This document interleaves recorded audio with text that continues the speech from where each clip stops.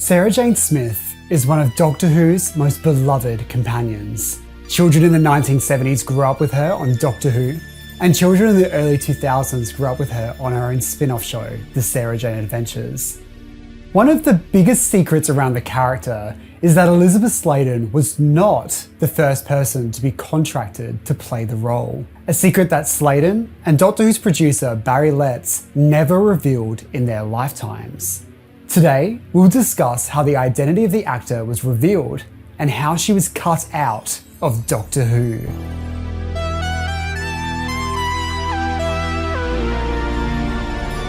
Our story starts in 2010, during the preparation of the DVD release of Invasion of the Dinosaurs. On most of Doctor Who's DVD releases, there is an option to enable production subtitles, where you can watch the episode whilst learning facts about the show via subtitles. David Brunt was compiling paperwork from the 1970s to create these subtitles when he stumbled upon a memo which answered a lifelong mystery throughout fandom. The memo revealed a name: April Walker.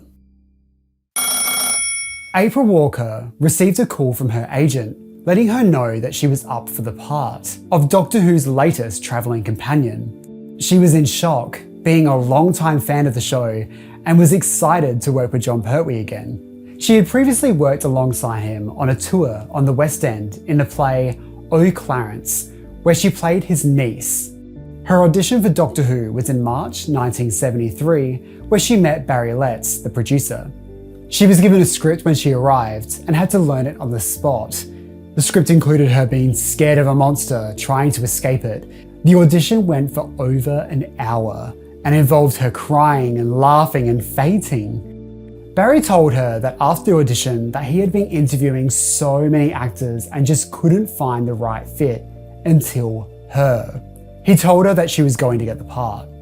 On the 14th of March, 1973, she signed a contract. She was measured for costumes, received the scripts. April Walker was Sarah Jane Smith. 2 weeks after signing the contract, April received a phone call. It was Barry Letts. April, I don't know how to tell you this, but I'm afraid you're not going to be doing Doctor Who. In disbelief, she asked why.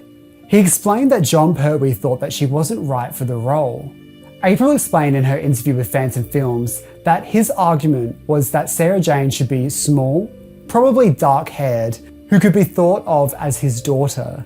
And Pertwee allegedly said, "Unfortunately, April would only be thought of as my mistress." On the 29th of March, April's contract would be officially cancelled.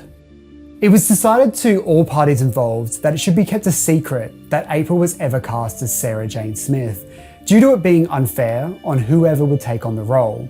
Since she had signed the contract, her contract was paid in full, but when she worked for the BBC on other shows at the time, her fee was deducted from the Doctor Who contract payment, so it wasn't a free lunch. Now, with the role of Sarah Jane Smith unfilled again, Barry Letts had to find someone, and fast. Ron Craddock, a producer on the show Z-Cars, suggested an actor named Lis Sladen. I'd been working on the stage, which is where I met my husband, and it was because of his career that we had to move to London, where one of his plays had been transferred. Here I was lucky enough to appear in a couple of episodes of Z-Cars, and it was directly through this that the part of Sarah came up. Barry invited me to go for an interview. I met Jon at the same time, and we got on straight away, which meant that Barry offered me the role on the spot. I was really thrilled and couldn't quite believe it. The feeling was mutual.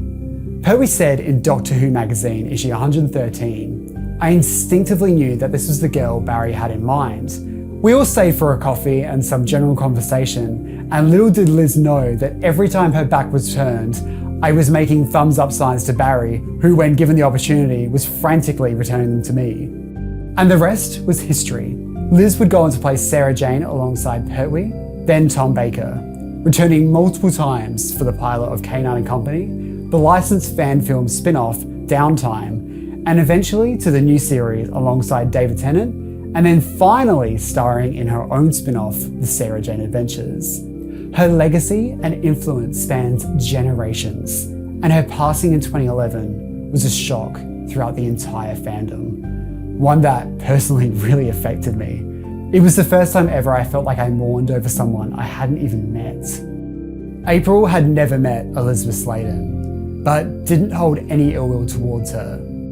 After the incident, I didn't watch Doctor Who anymore.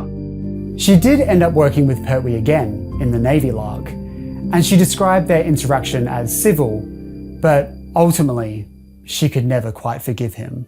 Pertwee did give me a lift home in his rather lovely sports car, and he said, "Do you understand, April?"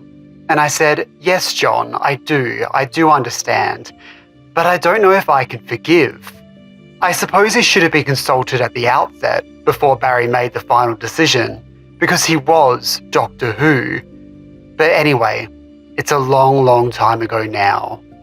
It's difficult to think now, after all these years of Lis Sladen's performance being such an integral part of what made Sarah Jane so iconic, that someone else could have played her.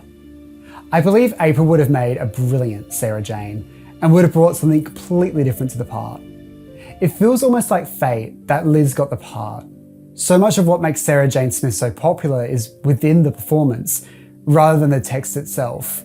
What April would have done with the part is something I guess we'll never know. If you'd like to hear more about April Walker's experience with Doctor Who, I recommend watching Phantom's interview with her on their YouTube channel. Don't forget to click below to subscribe to the official Josh Snares YouTube channel.